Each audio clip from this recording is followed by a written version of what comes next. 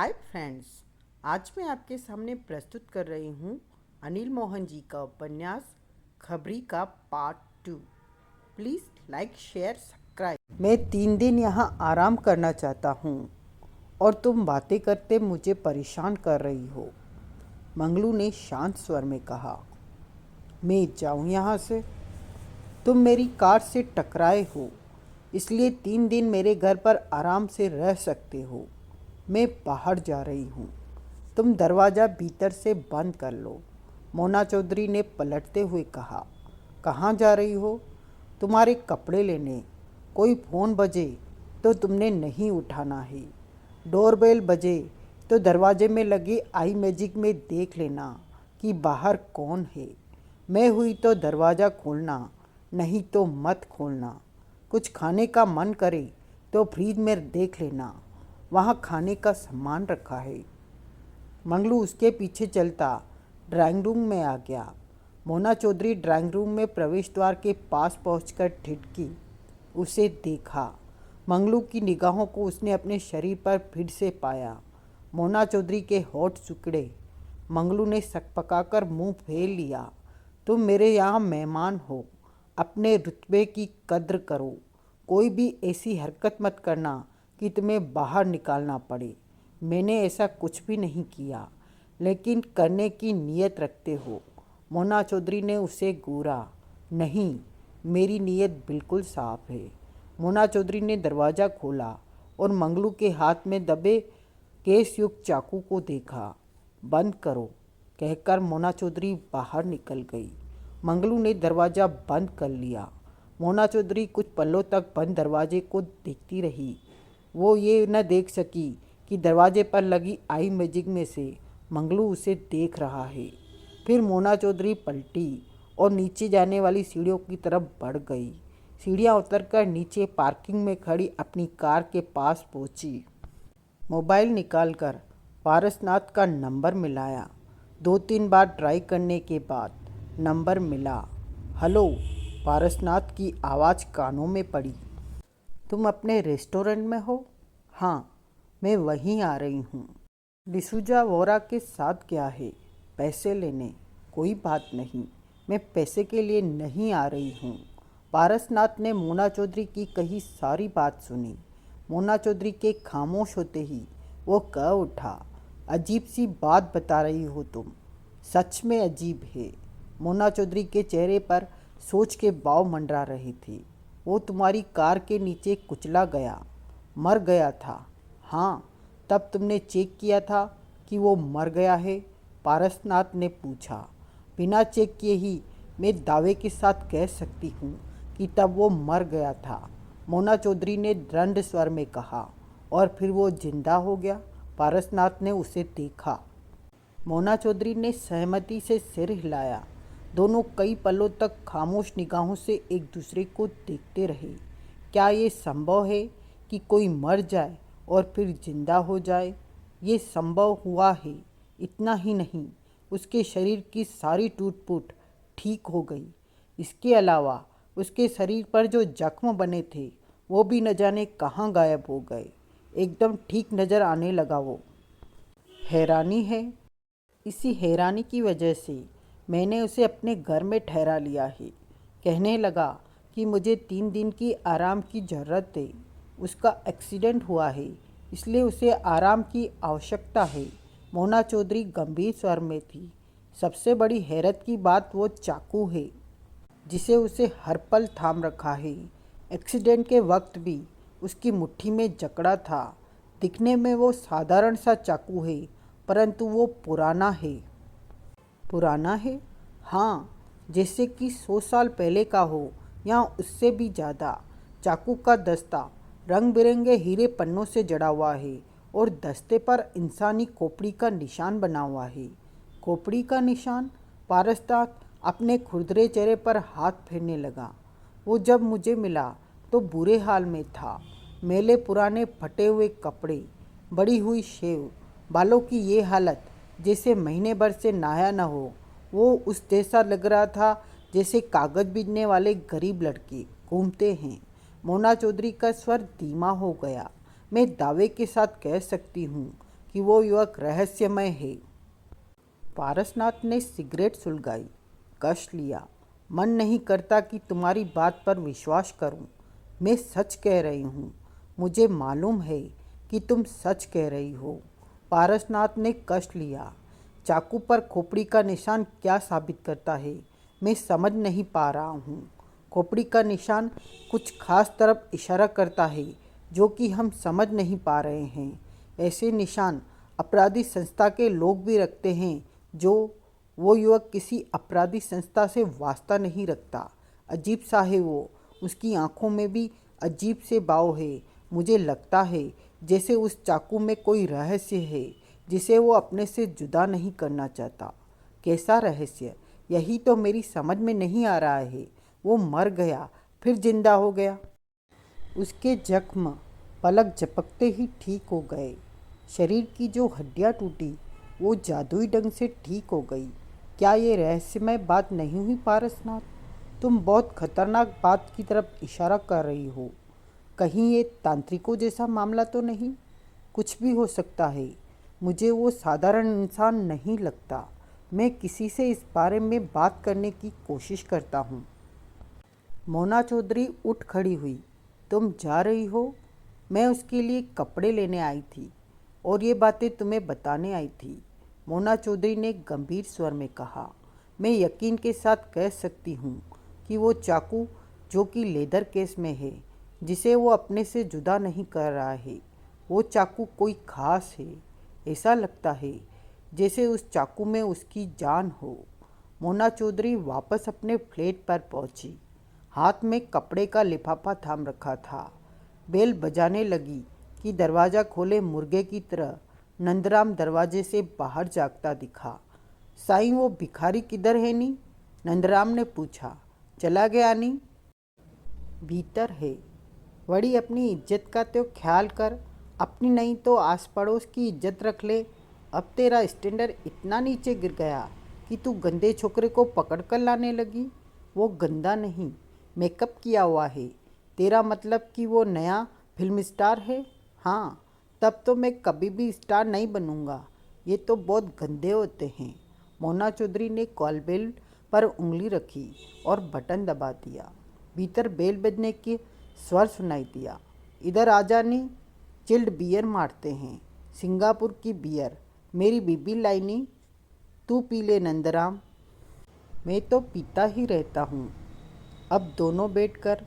तभी दरवाज़ा खुला। मंगलू दिखा। उसने शेव कर रखी थी। नहा धोकर महाजन के पैंट कमीज पहन रखी थी। सांवला रंग था उसका।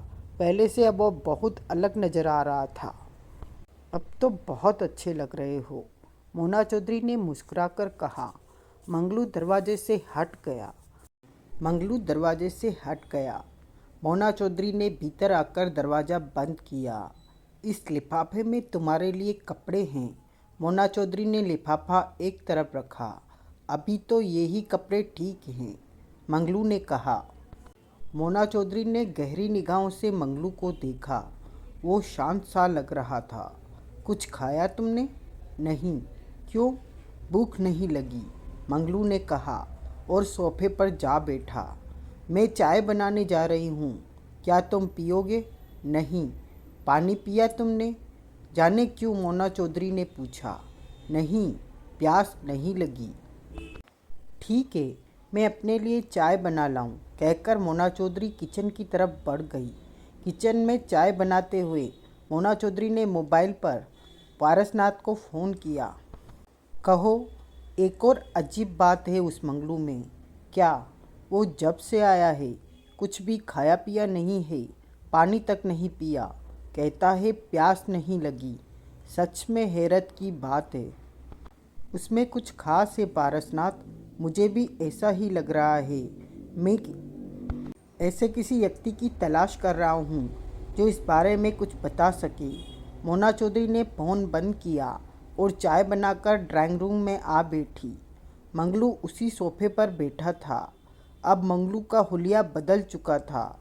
पहले की तरह वो मेला कुचला न लग रहा था। तुम कहाँ के रहने वाले हो? मोना चौधरी ने पूछा। मेरे से कोई फालतू सवाल न पूछो, मोना चौधरी ने चाय का घूंट भरा और बोली, वो चाकू कहाँ है?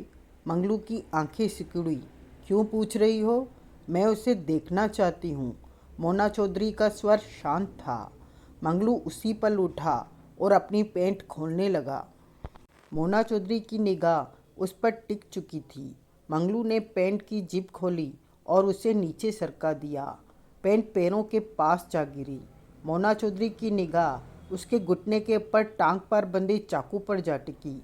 लेदर केस में लिपटा वो चाकू टांग पर टेप लगाकर फंसा रखा था। ये टेप उसी की थी और टेबल के ड्रॉज में पड़ी थी। मोना चौधरी समझ गई थी कि उसके जाने के बाद मंगलू ने उसकी चीज़ों की तलाशी ली है।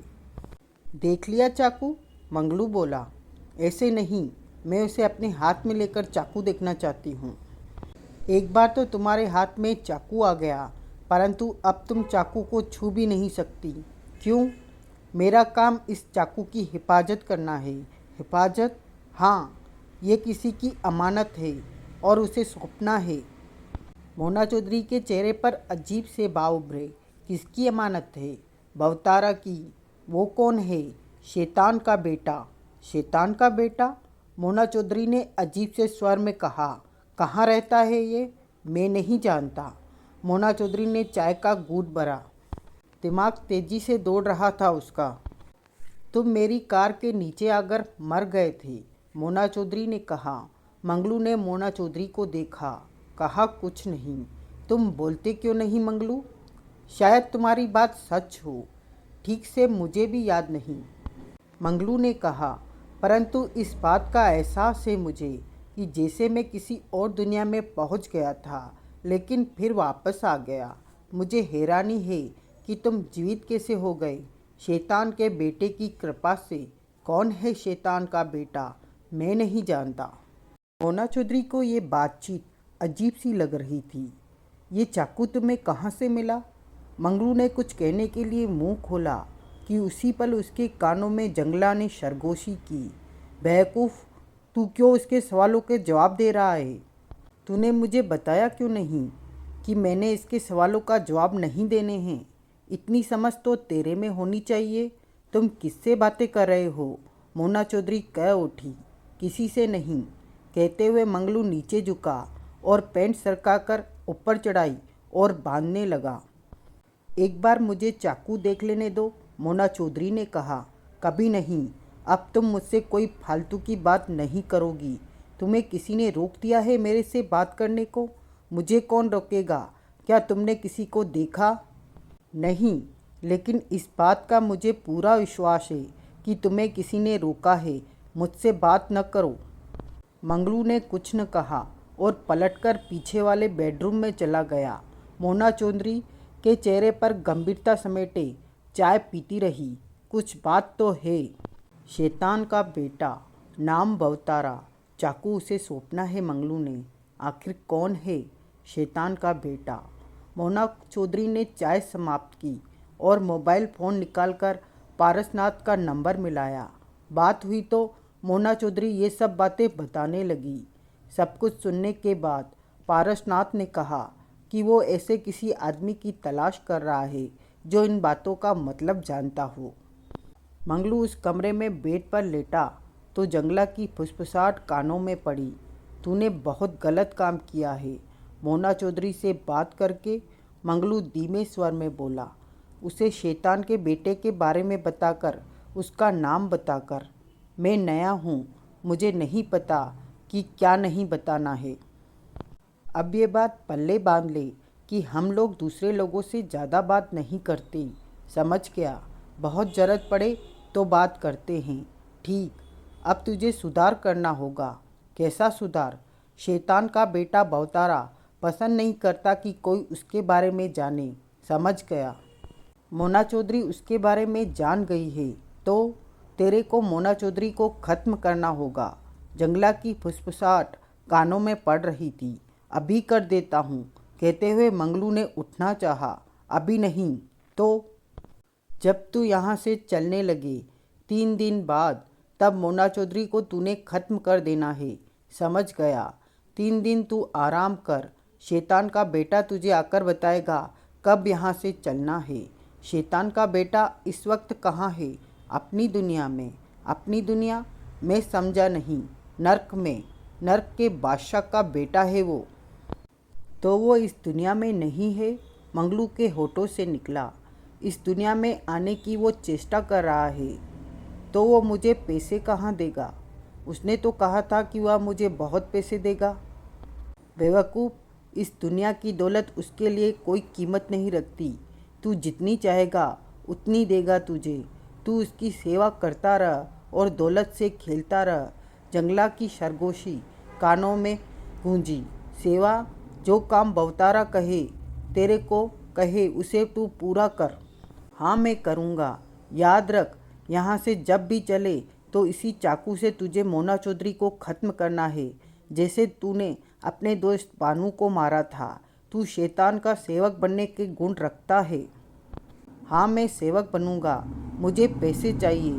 सब काम करूंगा मैं। अब आराम कर। शैतान के बेटे के लिए इस चाकू की हिफाजत करनी है तुझे। ये काम करके दिखा। अपने को साबित कर कि शैतान की खिदमत करने के लायक है तू। शाम हो रही थी। सूर्य पश्चिम की तरफ सरकता चला जा रहा था।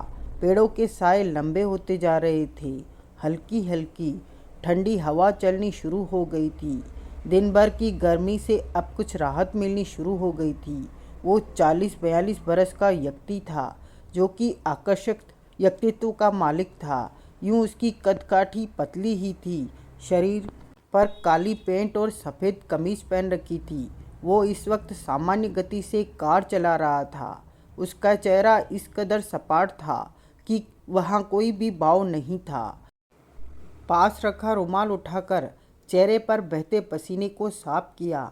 2 दिन से कार का एसी खराब था, परंतु ठीक करवाने का वक्त न मिला था। तभी उसके मोबाइल फ़ोन की बेल बजी। पास की सीट पर रखा मोबाइल उठाकर स्क्रीन पर आया नंबर देखा, फिर कॉलिंग स्विच दबाकर कान से लगाकर कह उठा, पहुंच रहा हूं। तुमने बहुत देर, बस 5 मिनट, कहकर उसने फ़ोन बंद किया और पास की सीट पर रख लिया।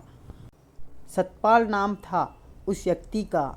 जानने वाले बखूबी जानते थे कि ये व्यक्ति आत्माओं से बात करके उन्हें पकड़ने और उन्हें भगाने का काम करता था। ज़रूरत पड़ने पर ये मृत लोगों की आत्माओं से भी बात कर लेता था। सतपाल नाम के इस व्यक्ति की वजह से न जाने कितने लोग चैन से शांत जिंदगी बिता रहे थे, जिनकी जिंदगी बुरी आत्माओं ने नर्क जैसी बना दी थी। सतपाल अपने काम में माहिर था, परंतु पैसा भी तगड़ा लेता था। जो लोग गरीब होते थे या पैसा देने की स्थिति में न होते, उनके काम वे मुफ्त में कर देता था। ये काम इसे विरासत में मिला था। सतपाल के पिता गिरदाली लाल भी ये काम किया करते थे और अपने पिता से ही उसने ये सब सीखा था। 2 भाई और थे, राजन और मिथिलेश। वे दोनों भी यही काम करते थे, परंतु पूर्ण रूप से मास्टर न बन पाए थे, जितनी कि सतपाल ने इस विद्या में महारत हासिल कर ली थी। सतपाल ने एक मकान के सामने कार रोकी और इंजन बंद करके बाहर निकला। मकान के गेट पर 5-7 लोग मौजूद थे। उन्हीं में से एक उसका भाई राजन था। ओ, राजन उसे देखते ही उसकी तरफ लपका। मैं उसे नहीं संभाल पा रहा हूँ, वो बहुत ताकतवर है। सतपाल उसके साथ मकान के भीतर बढ़ गया। क्या कहता है वो? सतपाल ने पूछा। कुछ नहीं कहता, बात भी नहीं कर रहा। कई बार मुझे मारने की चेष्टा की, तुमने नहीं मारा उसे। मैं उसे नहीं भगा पा रहा हूँ। अपने बस से बाहर की बात पाकर तुम्हें फ़ोन किया। अब क्या स्थिति है, खुद ही देख लो। मेरे पास इसके अलावा और कोई रास्ता नहीं था। मकान के भीतर 1-2 औरतें और 2-3 मर्द मौजूद थे। वो सब सहमे हुए थे। उसकी आंखें ही बोलती लग रही थी। हर तरफ चुप्पी छाई हुई थी। राजन सतपाल को एक बंद दरवाजे के सामने ले गया। इसमें है, राजन ने सूखे होठों पर जीभ फेरते हुए धीमे स्वर में कहा। सतपाल ने दरवाज़ा धकेला और भीतर प्रवेश कर गया।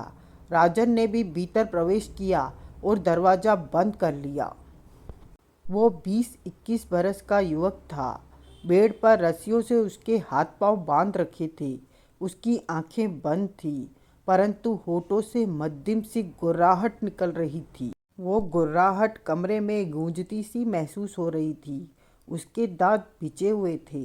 सतपाल ठिठका सा कठोर निगाहों से उसे देखता रहा। मैंने दूसरों की सहायता से इसे बांधा है, राजन बोला। इसके अलावा मेरे पास कोई और रास्ता भी न था। ये उत्पात मचा रहा था, हिंसक हरकतें करने लगा था, किसी की जान भी ले सकता था। ये दू दू की मध्यम सी गुर्राहट कमरे में गूंज रही थी। कुछ बोला ये? सतपाल ने गंभीर स्वर में कहा। नहीं, लेकिन उत्पात खूब किया है इसने। सतपाल की निगाह पूरे कमरे में घूमी। सारा सामान अस्त व्यस्त सा पड़ा था। टीवी भी टूट चुका था। फर्श पर कई जगह कांच बिखरा हुआ दिखाई दे रहा था। छत पर लटकते पंखे की दो पखड़ियां टेढ़ी हो पड़ी थी। सतपाल आगे बढ़ा और बेड के पास पहुंचकर ठिठका। बेड पर बंधे युवक के होठों से मध्यम सी गुर्राहट गूंगू बराबर निकल रही थी। सतपाल आगे झुका और बंधे युवक के कान के पास मुंह ले जाकर बोला, मैं आ गया हूँ, मैं तांत्रिक सतपाल। उसी पल युवक की आंखें खुली, लाल सुर्ख आंखें। अगले ही क्षण उसके होठों से दहाड़ निकली और वो सतपाल पर झपटा। सतपाल तुरंत कुछ पीछे हुआ। बंधा होने के कारण युवक छटपटा रह गया। लाल सुर्ख आंखों से वो सतपाल को घूरने लगा। उसके होठों से बराबर गुर्राहट भरी दूधू की आवाज़ निकल रही थी। कौन है तू? एकाएक सतपाल ने तीखे स्वर में पूछा। वो रस्सियों में जकड़ा आज़ाद होने के लिए छटपटा उठा। चला जा यहाँ से, छोड़ दे इस युवक को, वरना बहुत मारूंगा तुझे। सतपाल का स्वर पहले जैसा ही था। वो बंधनों में फंसा गुर्राया। नहीं जाएगा? वो खूनी सुर्ख नज़रों से सतपाल को देखते हुए गुर्रा रहा था। मेरी बात नहीं मानेगा? नहीं जाएगा? वो वैसे ही सतपाल पर नजरें टिकाए गुर्रा रहा था। सतपाल एकाएक बेड पर चढ़ा और उसके पेट पर बैठते हुए जेब से ओम के आकार का छोटा सा यंत्र निकाला। वो तो युवक आज़ाद होने के लिए छटपटा उठा। उसके होठ से चीख निकली, पछताएगा तू? युवक के होठों से गरगराती आवाज़ निकली, मैं नहीं, तू पछताएगा। सतपाल उसे ओम का यंत्र दिखाता हुआ बोला, अभी भी वक्त है, चला जा, नहीं तो बहुत दर्द होगा। मैं तेरे को मार दूंगा, तू मेरा कुछ नहीं बिगाड़ सकता। सतपाल कठोर स्वर में बोला, तू क्यों आया है इस शरीर में? तू है कौन? मैं नहीं बताऊंगा। उसके होठों से गुर्राती आवाज़ निकली, क्यों? चुप रहने का हुक्म है। मैं नहीं तो फिर भुगत। कहने के साथ सतपाल ने ओम नाम के उस यंत्र को उसकी बाँह पर रखकर दबा दिया। यंत्र के उसकी बाँह में लगने की देर थी कि वो चीख उठा। बाँह के जिस हिस्से पर ओम नामक यंत्र रखा था वहाँ से हल्का सा धुआं उठने लगा। वो गला फाड़कर चीखा। अपने को आज़ाद कराने के लिए भरपूर उछल कूद की।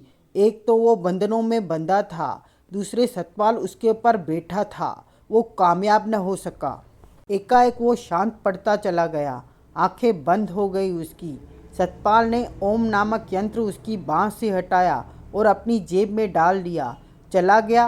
राजन ने पूछा। नहीं, नाटक कर रहा है जाने का। गया नहीं, सतपाल ने युवक के चेहरे को देखते तीखे स्वर में कहा। युवक अब शांत पड़ा था। सतपाल आगे झुका और कठोर स्वर में बोला, तू मुझे बेवकूफ़ नहीं बना सकता। सतपाल खा जाने वाले कठोर स्वर में बोला, तू क्या समझता है कि मैं तेरे को छोड़कर यहाँ से चला जाऊँगा? नहीं, मैं तो तेरे को भगा के ही दम लूँगा। एकाएक युवक आंखें खोलते हुए गला फाड़ते चीखते हुए उस पर झपटा।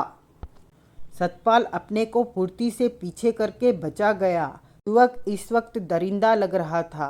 तू हमारा पुराना दुश्मन है। युवक के होठों से खरखराती आवाज़ निकली। तूने बहुतों को वापस भेजा है। हम तेरे को बहुत बुरी मौत मारेंगे। तेरे को जिंदा नहीं छोड़ेंगे। कोई भी मेरा कुछ नहीं बिगाड़ सकता। मैं तुम सबसे ज़्यादा शक्तिशाली हूँ। सतपाल तेज स्वर में बोला, भवतारा के सामने तेरी औकात ही क्या है? उसके होठों से गड़गड़ाती आवाज़ निकली, बहुतारा। सतपाल बुरी तरह चौंका। युवक वैसी अंदाज से सतपाल को घूर रहा था। तुम शैतान के बेटे की बात कर रहे हो? सतपाल के होठों से निकला। हाँ, वो तो 200 साल पहले इस धरती से वापस लौट चुका था। युवक खामोश रहा। क्या वो फिर धरती पर आ गया है? मैं नहीं बताऊंगा, तेरे को बताना होगा। सतपाल चीखा। नहीं बताऊंगा। तू मेरा क्या कर लेगा? मैं तेरे को दर्द दूंगा, तड़पाऊंगा। सतपाल जैसे गुस्से में पागल हो रहा था। बहुतारा तेरे को जिंदा नहीं छोड़ेगा। तू बहुत तंग करता है हमें। उसके होठों से गड़गड़ाती आवाज़ निकली। बता, बहुतारा कहाँ है? हा हा हा, वो वैसी अंदाज में हंसा। नहीं बताऊंगा, तेरे को पता भी नहीं चलेगा कुछ। सतपाल ने जेब से छोटी सी पुड़िया निकाली और उसे खोला। पुड़िया में राख भरी हुई थी, जिसे उसने अपनी हथेली पर उधेड़ लिया। ये क्या करने जा रहा है तू? युवक के होठों में बेचैनी भरी आवाज़ निकली। तेरे को जलाने जा रहा हूँ। ये पवित्र राख तुझे जला देगी। नहीं तू। उसी पल सतपाल ने वो राख युवक के चेहरे पर फेंक दी। युवक के होठों से पीड़ा भरी चीख निकली और वो तड़पने लगा। उसके ऊपर बैठे सतपाल के शरीर को तीव्र झटका लगा और वो पास ही के बेड पर लुढ़क गया। मुझे मत मारो, युवक के होठों से तड़प भरी आवाज़ निकली। चला जा, नहीं तो तू मर जाएगा। सतपाल चीखा। जा रहा हूँ, लेकिन फिर आऊँगा। तेरे को नहीं छोड़ूंगा। युवक के होठों से गड़गड़ाती आवाज़ निकली। फिर सब कुछ शांत पड़ गया। युवक का चेहरा सामान्य होने लगा। वो अब गहरी गहरी सांसें ले रहा था। सतपाल बेड से उतरा और राजन को देखा। बहुतारे के बारे में वो क्या कह रहा था? राजन ने पूछा।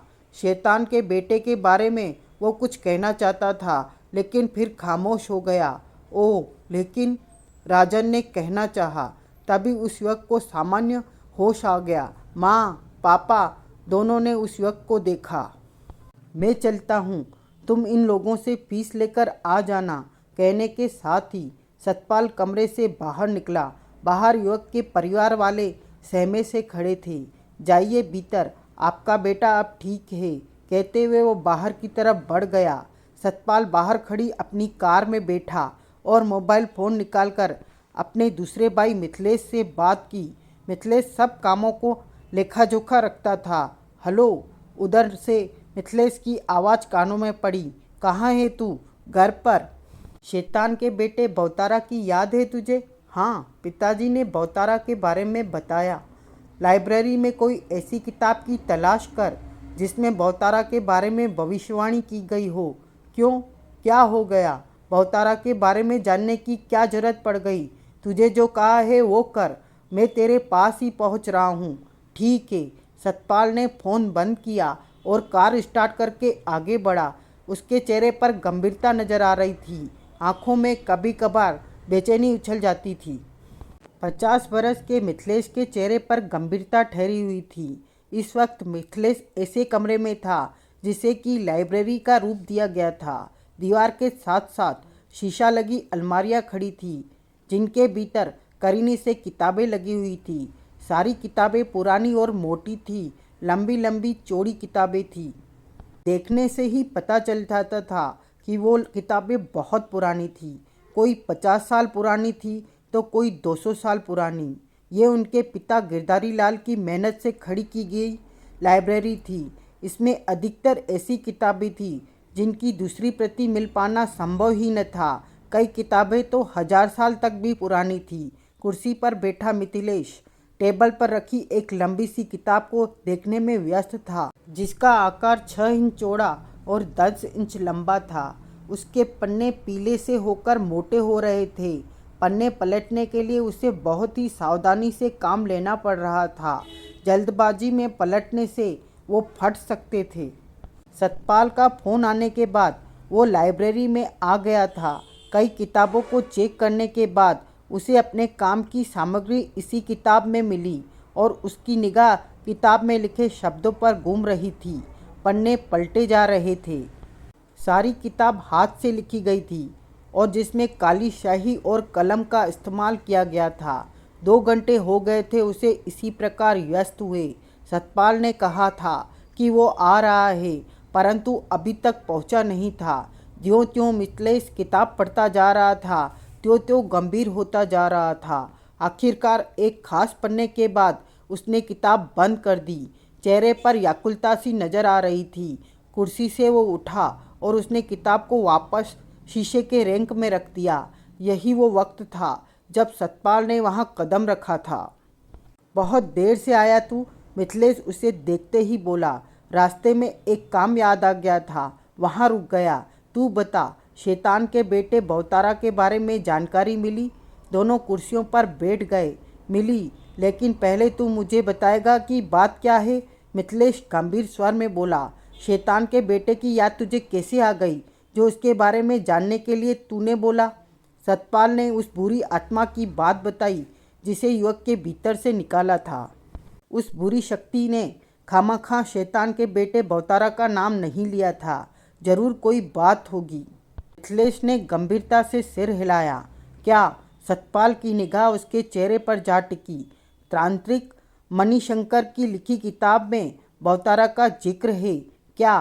तांत्रिक मणिशंकर ने ये किताब शैतान के बेटे भवतारा की मृत्यु के 10 बरस पश्चात लिखी थी, जब वो खुद को बहुत बूढ़ा महसूस करने लगा था और अज्ञातवास पर चला गया था। अज्ञातवास? तो फिर ये किताब हमारे पास कहाँ से आई? सतपाल ने टोका। ये सब पिताजी की मेहनत का नतीजा है। मतलब कि ये किताब 200 बरस पहले लिखी हुई है? हाँ, मिथिलेश गंभीर हुआ। तांत्रिक मणिशंकर का लिखना है कि 200 बरस के बाद शैतान का बेटा भवतारा पृथ्वी पर इंसानी रूप में आने की चेष्टा करेगा। तब भवतारा के पास दंग करने वाली शक्तियाँ होंगी। वह बहुत ज़्यादा ताकतवर होगा। उस वक्त भवतारा अपने शैतान पिता से विद्रोह करके धरती पर आएगा। आ जाएगा वो? सतपाल के होठों से निकला। हाँ, किताब में लिखा है कि इस काम में मंगलू नाम का युवक उसकी भरपूर सहायता करेगा। भवतारा के पुनः मानवीय जीवन लेने की राह उसके ही चाकू से निकलती है, जो उसने अपनी मौत से पूर्व कहीं छिपा दिया था। मिथिलेश ने कहा। उस चाकू पर इंसानी खून लगेगा और खून से रंगा वो फल ही इस्तेमाल करके भवतारा इंसान के रूप में आ जाएगा। वो चाकू कहाँ है? ये नहीं लिखा। मंगलू के बारे में कुछ लिखा है कि वो? नहीं, किताब में सिर्फ नाम ही लिखा है मंगलू का। कैसे इस्तेमाल करेगा वो चाकू? नहीं लिखा। परंतु भवतारा के पुनः मानवीय शरीर में आने की वजह मंगलू नाम का वो युवक ही बनेगा। दोनों गंभीर निगाहों से एक दूसरे को देखने लगे। शैतान का बेटा धरती पर मानवीय रूप में आ गया तो बहुत अनर्थ हो जाएगा सतपाल, मिथिलेश ने गंभीर स्वर में कहा, क्योंकि शैतान के बेटे भवतारा का प्रिय भोजन इंसानी खून है। वो धरती पर आया तो मनुष्यों का खून पिएगा। किताब ने तांत्रिक मणिशंकर ने स्पष्ट तौर पर लिखा है कि भवतारा इंसानी खून पीने के खातिर ही जन्म लेगा, क्योंकि शैतान की धरती पर वो कुछ ऐसी क्रियाएं कर चुका है कि वो क्रियाएं तभी पूर्ण होंगी जब वो धरती पर जन्म लेकर इंसानी खून पिएगा। ओह, भवतारा को जन्म लेने से हमें रोकना होगा। ये काम हम कैसे कर सकेंगे, क्योंकि हमें न तो मंगलू का कुछ पता है और न ही उस चाकू का जो किताब में लिखा है। इस बारे में अगर बाकी जानकारी चाहिए हो तो पश्चिम में गोलाबंद नाम के गांव के पास पहाड़ियों में तांत्रिक मोहम्मद मिलेगा। आगे की बात उससे की जा सकती है। गोलाबंद ये कहाँ है? पश्चिम दिशा में कहीं है। इसका पता लगाना पड़ेगा, मिथिलेश बोला। राजन कहाँ है? काम पर था, परंतु अब तक तो उसे आ जाना चाहिए था। भूगोल के बारे में राजन जानता है। कहने के साथ ही मिथिलेश ने फ़ोन निकाला और राजन का नंबर मिलाने लगा। दोनों के चेहरे पर गंभीरता नजर आ रही थी। सतपाल बोला, मैं जल्द से जल्द गोलाबंद की पहाड़ियों में पहुंचना चाहूँगा। राजन से गोलाबंद का पता करता हूँ। किताब में लिखा है, जो भी भवतारा को आने से रोकना चाहेगा वो भारी खतरे में पड़ जाएगा। मामूली बात होगी जो उसकी जान चली जाए। मैं शैतान के बेटे को आने से रोकना चाहूँगा मिथिलेश, सतपाल ने दृढ़ स्वर में कहा। वो तुम्हारी जान ले लेगा। मैं डरने वाला नहीं हूँ। वो आ गया तो कहर बरपा देगा। नंबर मिला तो मिथिलेश राजन से बात करने लगा। उसी शाम सतपाल ने विमान से 2.5 घंटे की यात्रा की।